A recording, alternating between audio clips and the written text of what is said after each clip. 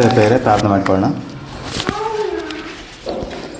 ಪರಿಶುದ್ಧನು ಪ್ರೇಮ ಸ್ವರೂಪನಾದ ಪ್ರೀತಿಯುಳ್ಳ ಪರಿಶುದ್ಧನಾದ ತಂದೆಯಾದ ದೇವ, ನಿಮ್ಮ ಪವಿತ್ರವುಳ್ಳ ನಾಮಕ್ಕೆ ವಂದನೆಗಳು. ದೇವವೆಂದು ಭಾನುವಾರದ ಸಮಯದಲ್ಲಿ ನಿನ್ನ ಮಕ್ಕಳೊಂದಿಗೆ ಸೇರಿ ಕೆಲವು ನಿಮಿಷಗಳ ಕಾಲ ನಿನ್ನ ಮಾತುಗಳನ್ನು ಹಂಚುವುದಕ್ಕೆ ಸಹಾಯವನ್ನು ಅವಕಾಶವನ್ನು ಮಾಡಿಕೊಟ್ಟಿದ್ದಕ್ಕಾಗಿ ನಿಮಗೆ ವಂದನೆಗಳನ್ನು, ಕೃತಜ್ಞತಾ ಸ್ತುತಿ ಸ್ತೋತ್ರಗಳನ್ನು ಸಲ್ಲಿಸುವರಾಗಿದ್ದೇವೆ.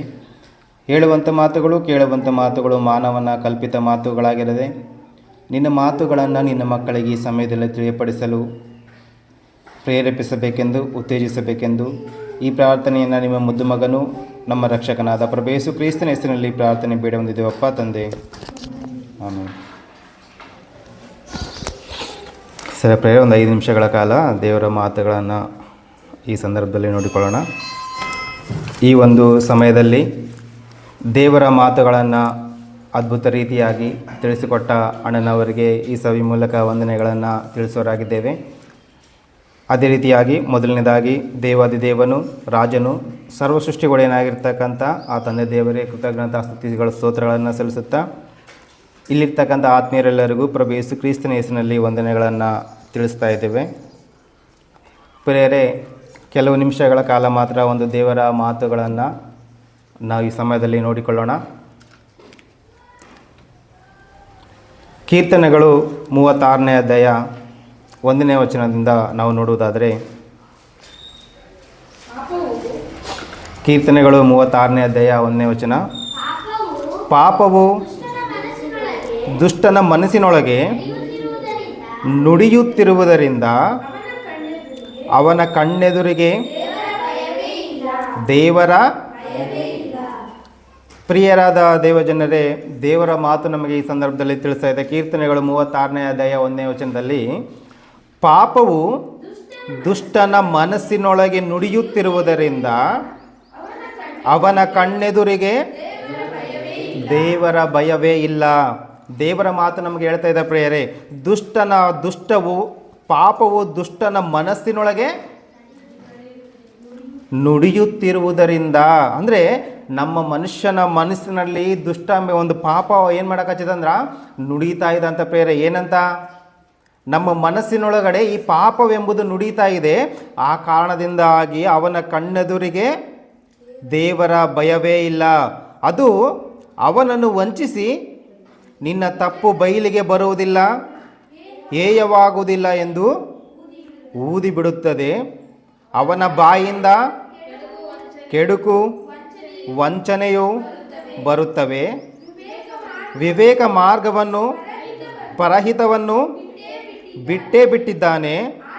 ಹಾಸಿಗೆಯ ಮೇಲೂ ಇರುವಾಗಲೂ ಕೆಡುಕನ್ನೇ ಯೋಚಿಸುತ್ತಿರುವನು. ಅಲ್ಲದ ದಾರಿಯಲ್ಲಿ ನಿಂತುಕೊಂಡಿದ್ದಾನೆ. ಎಂಥ ದುಷ್ಟತ್ವಕ್ಕೂ ಏಸುವುದಿಲ್ಲ.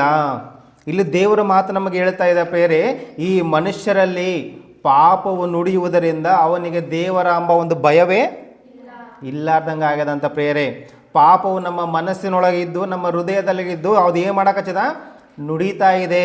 ನೀನೇನು ಮಾಡು, ಏನು ಮಾಡಿದರೂ ಕೂಡ ದೇವರು ಈ ಲೋಕದಲ್ಲಿ ನಿನ್ನ ನೋಡಲ್ಲ. ದೇವರಿಂದ ನೋಡೋಂಗಾಗಿತ್ತಂದರೆ ಇಷ್ಟು ದಿನದಲ್ಲಿ ಎಷ್ಟು ಪಾಪಗಳನ್ನು ನಾವು ಮಾಡಿದ್ದೇವೆ, ಎಷ್ಟು ಕೊಲೆಗಳು ನಡೀತಾ ಇದೆ, ಎಷ್ಟು ವ್ಯಭಿಚಾರಗಳು ನಡೀತಾ ಇದೆ, ಎಷ್ಟು ಮೋಸಗಳು ನಡೀತಾ ಇದೆ, ಎಷ್ಟು ವಂಚನೆಗಳು ನಡೀತಾ ಇದೆ. ಬ್ಯಾಂಕ್ಗಳನ್ನು ಲೂಟಿ ಮಾಡಿಕೊಂಡು ದೇಶವನ್ನು ಬಿಟ್ಟೋಗಿರ್ತಕ್ಕಂಥ ಎಷ್ಟೋ ಜನರು ನಾವು ಈ ಲೋಕದಲ್ಲಿ ಕಾಣ್ತಾ ಇದ್ದೀವಿ. ಅವ್ರಿಗೆ ಏನು ಮಾಡಲಾರ್ತಕ್ಕಂಥ ದೇವರು ನಮಗೇನು ಮಾಡ್ತಾನೆ? ನಾವೇನು ಮಾಡ್ತೀವಿ? ನಾವು ಚಿಕ್ಕ ಪುಟ್ಟ ಪಾಪಗಳಲ್ಲ, ಅಂಥ ದೊಡ್ಡ ದೊಡ್ಡ ಪಾಪಗಳನ್ನೇ ಈ ಜೈಲಾಗ ನೋಡ್ರಿ ಎಷ್ಟು ಪಾಪಗಳನ್ನ ಮಾಡಿ, ಎಷ್ಟು ತಪ್ಪುಗಳನ್ನು ಮಾಡಿ, ಮಾಡಬಾರ್ದಾಗಿರ್ತಕ್ಕಂಥ ಕೃತ್ಯಗಳನ್ನು ಮಾಡಿಕೊಂಡ್ರೆ ಎಲ್ಲಿರ್ತಾರ? ಜೈಲಿನಲ್ಲಿದ್ದಾರ. ಅವ್ರಿಗೆ ದೇವ್ರೇನು ಮಾಡಿಲ್ಲ, ಮತ್ತು ನಮಗೆ ಏನು ಮಾಡ್ತಾನ? ಇಲ್ಲ. ಅದಕ್ಕೆ ನಾವೇನು ಮಾಡಮು? ನಮ್ಮ ಮನಸ್ಸು ನಮ್ಮ ಒಳಗೆ ನುಡಿಯಕಚ್ಚದ ಅಂತ ಪ್ರೇರೆ. ಅಂಥದ್ದೇ ಅವ್ರಿಗೆ ಮಾಡ್ತಾ ಇಲ್ಲ. ನಮ್ಮ ಪಾಪವು ನಮ್ಮ ಮನಸ್ಸಲ್ಲಿ ದುಡಿಯಕಚ್ಚದ. ಅಂಥವ್ರಿಗೆ ಏನು ಮಾಡೋಕ್ಕಾಗಲ್ಲ. ಇನ್ನು ದೇವರು ನಮಗೇನು ಮಾಡ್ತಾನೆ? ಹೌದಲ್ಲ ಪ್ರಿಯ? ನಾವು ಕೂಡ ಒಂದ್ಸಲ ಹೇಳ್ತೀವಿ, ಅಂಥ ನೀಚರು, ಅಷ್ಟು ಮೋಸ ಮಾಡೋರು, ಅಷ್ಟು ಹೊಟ್ಟೆ ಕಿಚ್ಚು ಪಡೋರು, ಅಷ್ಟು ಕೆಟ್ಟ ಕೆಲಸ ಮಾಡೋರು ಈ ಲೋಕದಲ್ಲಿ ಎಷ್ಟೋ ಸಂತೋಷವಾಗಿದ್ದಾರ. ಅಷ್ಟು ಹೇಯ ಕೃತ್ಯಗಳನ್ನು ನಡೆಸುವವರು ಈ ಲೋಕದಲ್ಲಿ ಎಷ್ಟೋ ಸಮಾಧಾನವಾಗಿದ್ದಾರ. ಅಷ್ಟು ಪಾಪಗಳನ್ನು ಮಾಡುವವರು ಈ ಲೋಕದಲ್ಲಿ ಎಷ್ಟೋ ಸಂತೋಷವಾಗಿದ್ದಾರ. ಅವರಿಗೆ ದೇವರು ಏನು ಮಾಡವಲ್ಲ ಅಂದರೆ ಇಷ್ಟಕ್ಕೆ ದೇವರು ಐದಾನ ಇಲ್ಲ, ಅವರಿಗೆ ಏನು ಮಾಡವಲ್ಲ, ಅವ್ರು ಎಷ್ಟು ಸಂತೋಷವಾಗಿದ್ದಾರೆ ಈ ಲೋಕದಲ್ಲಿ. ಮತ್ತು ನಾನು ಕೂಡ ಅದೇ ರೀತಿಯಾಗಿ ಮಾಡಿ ಈ ಲೋಕದಲ್ಲಿ ನಾನು ಸಂತೋಷವಾಗಿದ್ದರೆ ಆಯ್ತಲ್ಲ ಎಂಬ ಒಂದು ಮನಸ್ಸು ಈ ಮನುಷ್ಯನಲ್ಲಿ ಬರ್ತಾ ಇದೆ ಪ್ರೇರೆ. ಅದಕ್ಕೆ ದೇವರು ಮಾತು ಹೇಳಕಚ್ಚದ ಇಲ್ಲಿ, ಪಾಪವು ದುಷ್ಟನ ಮನಸ್ಸಿನೊಳಗೆ ನುಡಿಯುವುದರಿಂದ, ಪಾಪವು ದುಷ್ಟನ ಮನಸ್ಸಿನೊಳಗೆ ನುಡಿಯುವುದರಿಂದ ಅವನ ಕಣ್ಣೆದುರಿಗೆ ದೇವರ ಭಯವೇ ಇಲ್ಲ. ದೇವರ ಭಯ ಇತ್ತು ಅಂದರೆ ಅವನು ದೇವರ ಭಯ ಭಕ್ತಿಯಲ್ಲಿ ನಡೆದುಕೊಂಡು ಏನು ಮಾಡ್ತಾ ಇದ್ದ, ಒಂದು ದೇವರ ಮಾರ್ಗದಲ್ಲಿ ನಡೀತಾ ಇದ್ದ ಪ್ರೇರೆ. ಈ ಪಾಪ ಕೃತ್ಯಗಳು ಮನಸ್ಸಿಗೆ ಆಲೋಚನೆಗೆ ಬಂದ ತಕ್ಷಣ ಅದನ್ನು ಏನು ಮಾಡ್ತಿದ್ದ, ಅವನು ಬಿಟ್ಟು ದೂರ ಆಗ್ತಾ ಇದ್ದ. ಆದರೆ ಈ ಮನಸ್ಸಿನಲ್ಲಿ ನಮ್ಮ ಈ ಹೃದಯದಲ್ಲಿ ದೇವರೊಂದು ಭಯ ಇಲ್ಲದ ಕಾರಣ ಆ ಮನುಷ್ಯನು ಏನು ಮಾಡೋಕಚ್ಚನ ಅಂದರೆ ದೇವರ ಭಯ ಇಲ್ಲಾರ್ದಂಗೆ ತನಗೆ ಇಷ್ಟ ಬಂದಂಗೆ ಈ ಲೋಕದಲ್ಲಿ ಪಾಪ ಕೃತ್ಯಗಳನ್ನು ಮಾಡ್ತಾ ಜೀವಿಸ್ತಾ ಇದ್ದಾನೆ ಪ್ರೇರೆ. ಅದಕ್ಕೆ ಅದು ಹೇಳ್ತಾ ಇದ್ದ ಪ್ರೇರೆ. 2ನೇದಿಂದ ಓದ್ರಿ, 36ನೇದೇ 2ನೇ ವಚನ. ಅದು ಅವನನ್ನು ವಂಚಿಸಿ, ಅದು ಯಾವುದು, ಪಾಪವು ಅವನನ್ನು ವಂಚಿಸಿ ನಿನ್ನ ತಪ್ಪು ಬಯಲಿಗೆ ಬರುವುದಿಲ್ಲ. ನೀನು ಏನನ್ನ ತಪ್ಪು ಮಾಡು, ನೀನು ಏನನ್ನ ಮೋಸ ಮಾಡು, ನೀನು ಎಷ್ಟನ್ನ ಕಳ್ತನ ಮಾಡು, ನೀನು ಎಷ್ಟನ್ನ ವಂಚನೆ ಮಾಡು, ನಿನ್ನ ತಪ್ಪು ಬಯಲಿಗೆ ಬರುವುದಿಲ್ಲ, ಅದು ಹೇಯವಾಗುವುದಿಲ್ಲ ಎಂದು ಊದಿ ಬಿಡುತ್ತಾ. ನಮ್ಮ ಹೃದಯದೊಳಗ, ನಮ್ಮ ಮನಸ್ಸಿನೊಳಗೆ ಅದೇನು ಮಾಡ್ತದಂತ, ಊದ್ತದಂತ. ನೀನು ಎಷ್ಟನ್ನ ತಪ್ಪು ಮಾಡು, ನೀನು ಎಷ್ಟನ್ನ ವಂಚನೆ ಮಾಡು, ನೀನು ಎಷ್ಟನ್ನ ಮೋಸ ಮಾಡು, ಅದೇನು ಮಾಡಲ್ಲ, ಬಯಲಿಗೆ ಬರಲ್ಲ. ನಿನಗಿಷ್ಟ ಬಂದಾಗ ಈ ಲೋಕದಲ್ಲಿ ನಿನ್ನ ಯಾರು ನೋಡ್ತಾರ, ನಿನ್ನ ಯಾರು ನೋಡಲ್ಲ. ನೀನು ಹೆಂಗೆ ಬೇಕಾದ್ರೆ ಈ ಲೋಕದಲ್ಲಿ ನೀನು ಜೀವನ ಮಾಡುವಂಥ ಆ ಪಾಪವು ದುಷ್ಟನ ಮನಸ್ಸಿನೊಳಗೆ ಏನು ಮಾಡ್ತದಂತ, ಊದುತ್ತದಂತ ಪ್ರೇರೆ. ಅಂದರೆ ಆ ದುಷ್ಟನೊಳಗೆ ನಮ್ಮೊಳಗಿರ್ತಕ್ಕಂಥ ಪಾಪವು ನಮ್ಮನ್ನು ದೇವರ ಭಯವಿಲ್ಲಾರ್ದಂಗೆ ಮಾಡಿ ನಮ್ಮನ್ನ ಏನು ಮಾಡೋಕಚ್ಚದ, ಒಂದು ದೇವರ ಮಾರ್ಗದಿಂದ ನಮ್ಮನ್ನು ತಪ್ಪಿಸ್ತಾ ಇದ್ದ. ಈ ಲೋಕದಲ್ಲಿ ನೀನು ಯಾವ ರೀತಿ ಆದರೂ ಇರು, ಈ ಲೋಕದಲ್ಲಿ ನೀನು ಎಷ್ಟು ಸಂತೋಷವಾಗಿದ್ದನು ಪರವಾಗಿಲ್ಲ, ಆದರೆ ದೇವರಿಂದ ನಂಬಿಕೊಂಡವರು ಏನು ಸಂತೋಷವಾಗಿ ಈ ಲೋಕದಲ್ಲಿದ್ದಾನ, ಅದೇ ಕಷ್ಟ, ಅದೇ ದುಃಖ, ಅದೇ ದೇವರನ್ನ ಧಿಕ್ಕರಿಸಿ ಈ ಲೋಕದಲ್ಲಿ ಜೀವನ ಮಾಡುವಂಥ ಜನರು ಕಾರಲ್ಲಿ ತಿರುಗಾಡ್ತಾ ಇದ್ದಾರ, ಬಂಗ್ಲೆಗಳನ್ನ ತಿರುಗಾಡ್ತಾ ಇದ್ದಾರ. ನೀನು ಕೂಡ ಏನು ಮಾಡು, ಅದೇ ರೀತಿಯಾಗಿದ್ದರೆ ಒಳ್ಳೇದಲ್ಲ ಅಂತ ಒಂದು ಪಾಪ ನಮ್ಮ ಮನಸ್ಸಿನೊಳಗೆ ಇದ್ದುಕೊಂಡು ಏನು ಮಾಡ್ತದ, ನಮಗೆ ಉಬ್ಬಿಸ್ತದಂತ ಪ್ರೇರೆ. ಅವನು 4ನೇ ವಚನ 3ನೇದಿಂದ ಓದ್ರಿ. ಅವನ ಬಾಯಿಂದ ಕೆಡಕು ವಂಚನೆಯೂ ಬರುತ್ತವೆ, ವಿವೇಕ ಮಾರ್ಗವನ್ನು ಪರಹಿತವನ್ನು ಬಿಟ್ಟೇ ಬಿಟ್ಟಿದ್ದಾನೆ. ಹಾಸಿಗೆ ಮೇಲೂ ಇರುವಾಗಲೂ ಕೆಡುಕನ್ನೇ ಯೋಚಿಸುತ್ತಿರುವನು, ಅಲ್ಲದ ದಾರಿಯಲ್ಲಿ ನಿಂತುಕೊಂಡಿದ್ದಾನೆ. ಎಂಥ ದುಷ್ಕೃತ್ಯಕ್ಕೂ ಏಸುವುದಿಲ್ಲ. ದೇವರ ಭಯ ಇಲ್ಲಾರ್ತಕ್ಕಂಥ ಮನುಷ್ಯನು ಈ ಲೋಕದಲ್ಲಿ ಅಲ್ಲದ ದಾರಿಯಲ್ಲಿ ನಿಂತುಕೊಂಡಾನ. ಅವನು ಯಾವ ದುಷ್ಕೃತ್ಯವನ್ನು ಮಾಡುವುದಕ್ಕೂ ಕೂಡ ಏಸುವುದಿಲ್ಲ. ಅಂದರೆ ದೇವರ ಭಯ ಇಲ್ಲಾರ್ತಕ್ಕಂಥ ಮನುಷ್ಯನು ಈ ಲೋಕದಲ್ಲಿ ತಾನು ಎಂಥ ದುಷ್ಕೃತ್ಯವನ್ನು ಮಾಡುವುದಕ್ಕೂ, ಎಂಥ ದೊಡ್ಡ ಪಾಪವನ್ನು ಮಾಡುವುದಕ್ಕೂ ಕೂಡ ಅವನು ಭಯಪಡಲ್ಲ ಅಂತ ಪ್ರೇರೆ. ಅವನು ಎಂಥ ಪಾಪ ಮಾಡೋದಕ್ಕೂ ಭಯಪಡಲ್ಲ. ಅವನು ಮೋಸ ಮಾಡಬೇಕಾ, ವಂಚನೆ ಮಾಡಬೇಕಾ, ಕಳ್ಳತನ ಮಾಡಬೇಕಾ, ವ್ಯಭಿಚಾರ ಮಾಡಬೇಕಾ, ಬ್ಯಾಂಕನ್ನು ಲೂಟಿ ಮಾಡಬೇಕಾ, ಈ ದೇಶಕ್ಕೆ ಬಾಂಬ್ ಹಾಕಿ ನಾಶ ಮಾಡಬೇಕಾ, ಅಥವಾ ಎಂಥ ಕೆಲಸನಾಗಿರಲಿ ಅವನಿಗೆ ಒಳ್ಳೆಯದಾಗುತ್ತಾ, ಅವನಿಗೆ ಏನಾದರೂ ಒಂದು ಲಾಭ ಐತೆ ಅಂದರೆ ಅವನ ಲಾಭಕ್ಕೋಸ್ಕರ ಅವನು ಈ ದೇಶವನ್ನು ಹಾಳು ಮಾಡೋಕ್ಕೆ ಕೂಡ ಅವನು ಏಸುವುದಿಲ್ಲ. ಅವನು ಅದಕ್ಕೆ ದೇವರು ಹೇಳ್ತಾನೆ ಪ್ರೇರೆ, ಅಲ್ಲದ ದಾರಿಯಲ್ಲಿ ನಿಂತುಕೊಂಡಿದ್ದಾನೆ ಅಂಥವನು ಎಂಥ ದುಷ್ಕೃತ್ಯಕ್ಕೂ ಏಸುವುದೇ ಇಲ್ಲ ಅಂತ. ಅಂದರೆ ದೇವರ ಭಯ ಮನುಷ್ಯನಲ್ಲಿ ಇಲ್ಲ ಅಂದರೆ ಅವನು ಈ ಲೋಕದಲ್ಲಿ ಎಂತಹ ದುಷ್ಕೃತ್ಯವನ್ನು ಮಾಡುವುದಕ್ಕೂ ಕೂಡ ಆತನು ಏಸುವುದಿಲ್ಲ.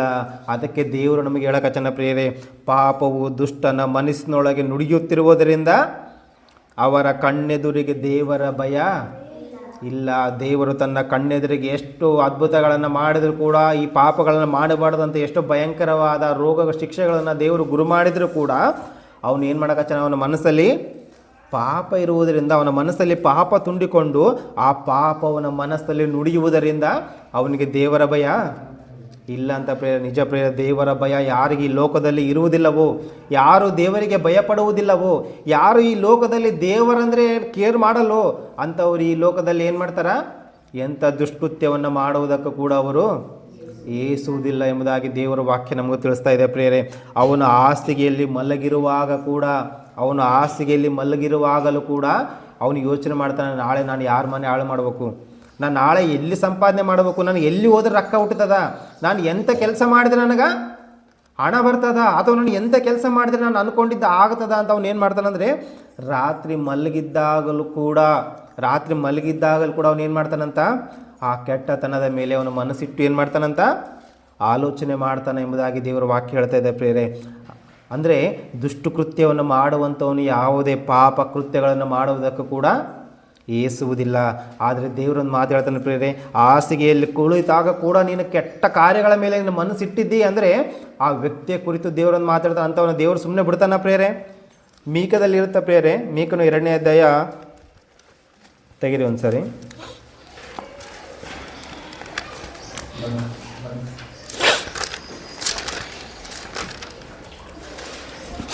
ಎರಡನೇ ಅಧ್ಯಾಯ 1ನೇ ವಚನದಲ್ಲಿ ದೇವರನ್ನು ಮಾತು ಹೇಳ್ತಾನ, ತಮ್ಮ ಹಾಸಿಗೆಗಳಲ್ಲಿ ಅನ್ಯಾಯವನ್ನು ಯೋಚಿಸಿ ಕೇಡನ್ನು ಕಲ್ಪಿಸುವವರ ಗತಿಯನ್ನು ಏನು ಹೇಳಲಿ. ಉದಯದ ಬೆಳಕಿನಲ್ಲಿ ಅದನ್ನು ನಡೆಸುವರು, ಅದು ಅವರ ಕೈವಶವಷ್ಟೇ. ಹೊಲಗದ್ದೆಗಳನ್ನು ದುರಾಸೆಯಿಂದ ಆಕ್ರಮಿಸಿಕೊಳ್ಳುತ್ತಾರೆ, ಮನೆಗಳನ್ನು ಲೋಭದಿಂದ ಅಪಹರಿಸುತ್ತಾರೆ, ಮನೆಯವನನ್ನು ಸ್ವಾಸ್ಥ್ಯದವನನ್ನು ತುಳಿದು ಬಿಡುತ್ತಾರೆ. ಆದ ಕಾರಣ ಯೆಹೋವನು ಇಂತೆನ್ನುತ್ತಾನೆ. ದೇವರು ಹೇಳ್ತಾನೆ ಪ್ರೇರೆ, ಅಂದರೆ ಹಾಸಿಗೆಯಲ್ಲಿ ಕೂಡ ನೀನು ವಂಚನೆ ಮಾಡ್ತಾ ಇದೆಯಲ್ಲ, ಹಾಸಿಗೆಯಲ್ಲಿ ಮಲಗಿದ್ದಾಗ ಕೂಡ ನೀನು ಇನ್ನೊಬ್ಬರ ಮನೆಯನ್ನು ಹಾಳು ಮಾಡ್ಬೇಕಂತ ಹೇಳ್ತಾ ಇದೆಯಲ್ಲ, ನಿನ್ನ ಮನಸ್ಸಲ್ಲೇ ಇನ್ನೊಬ್ಬರ ವಸ್ತುಗಳ ಮೇಲೆ ಆಸೆ, ಆ ವಸ್ತು ಒಡೆಯನ ಮೇಲೆ ಆಸೆ. ಹೇಳ್ತಾನಲ್ಲ ಪ್ರೇರೆ, ಏನಂತ ಹೊಲ ಗದ್ದೆಗಳನ್ನು ದುರಾಶೆಯಿಂದ ಆಕ್ರಮಿಸಿಕೊಳ್ಳುತ್ತಾರೆ, ಮನೆಗಳನ್ನು ಲೋಭದಿಂದ ಅಪಹರಿಸುತ್ತಾರೆ, ಮನೆಯವನನ್ನು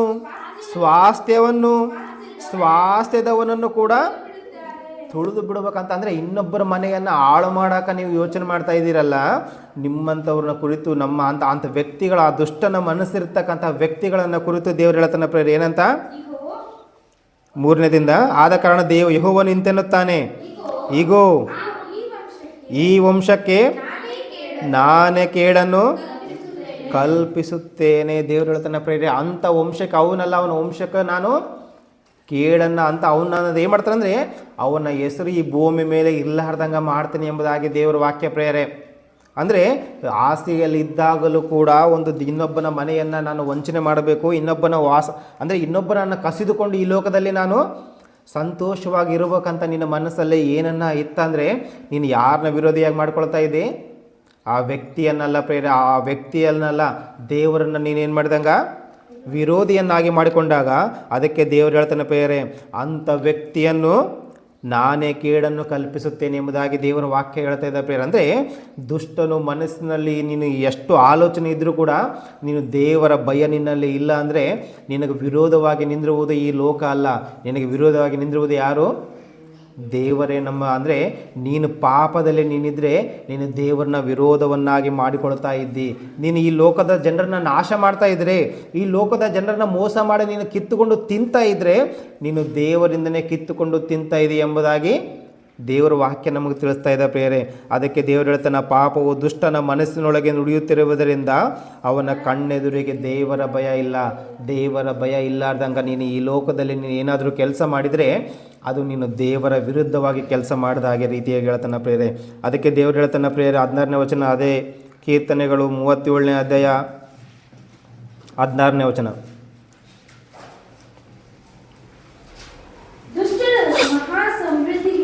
ದುಷ್ಟರ ಮಹಾ ಸಮೃದ್ಧಿಗಿಂತಲೂ ನೀತಿವಂತನ ಬಡತನವೇ ಲೇಸು.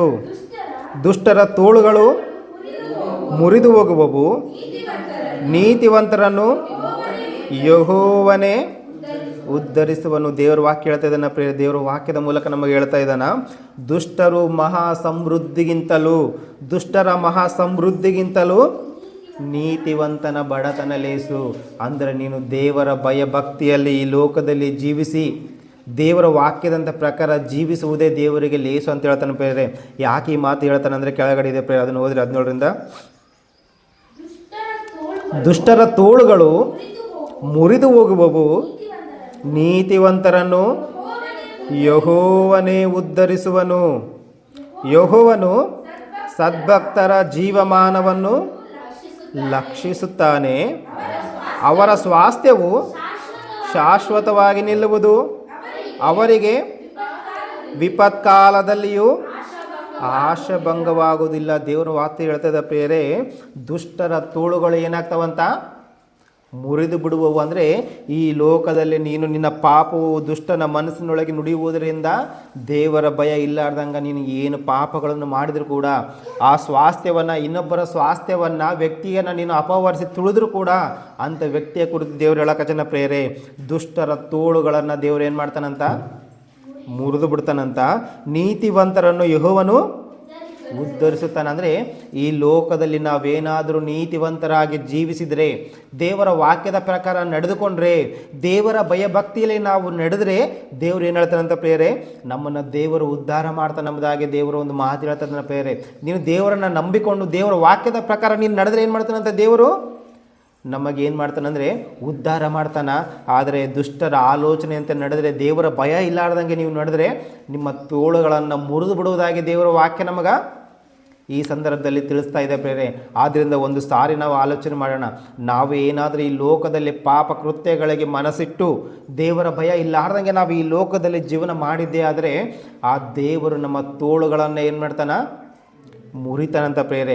ಅದೇ ದೇವರ ಭಯಭಕ್ತಿಯಲ್ಲೇ ನಡೆದರೆ ಏನು ಮಾಡ್ತಾನಂತ? ದೇವರು ನಮ್ಮನ್ನು ಉದ್ಧಾರ ಮಾಡ್ತಾನೆ ಎಂಬುದಾಗಿ ದೇವರ ವಾಕ್ಯ ನಮಗೆ ತಿಳಿಸ್ತಾ ಇದೆ ಪ್ರೇರೆ. ಆ ಕಾರಣದಿಂದ ಈ ಲೋಕದಲ್ಲಿ ನಾವು ನಮಗೆ ಇಷ್ಟ ಬಂದಂಗೆ ದೇವರನ್ನು ಮರೆತು ನಮಗೆ ಇಷ್ಟ ಬಂದಂಗೆ ಈ ಲೋಕದಲ್ಲಿ ನಾವು ಜೀವನ ಮಾಡಿದರೆ ದೇವರು ನಮಗೆ ಕೊಡುವಂತಹ ಎಚ್ಚರಿಕೆ ಮಾತುಗಳಲ್ಲಿ ಇದೊಂದು ಪ್ರೇರೆ. ಏನಂತ? ನಿನ್ನ ತೋಳುಗಳನ್ನು ನಾನು ಏನು ಮಾಡ್ತೀನಿ? ಮುರಿದು ಬಿಡ್ತೀನಿ ಎಂಬುದಾಗಿ ದೇವರ ವಾಕ್ಯ ನಮಗೆ ಹೇಳ್ತಾ ಇದೆ.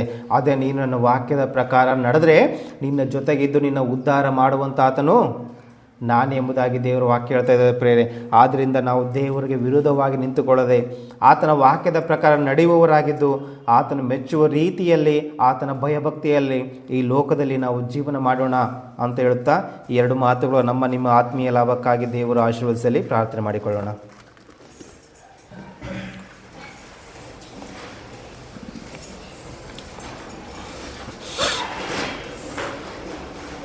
ಪರಿಶುದ್ಧನು ಪ್ರೇಮ ಸ್ವರೂಪನಾದ ಪ್ರೀತಿಯುಳ್ಳ ಪರಿಶುದ್ಧನಾದ ತಂದೆಯಾದ ದೇವ, ನಿಮ್ಮ ಪವಿತ್ರವುಳ್ಳ ನಾಮಕ್ಕೆ ವಂದನೆಗಳು.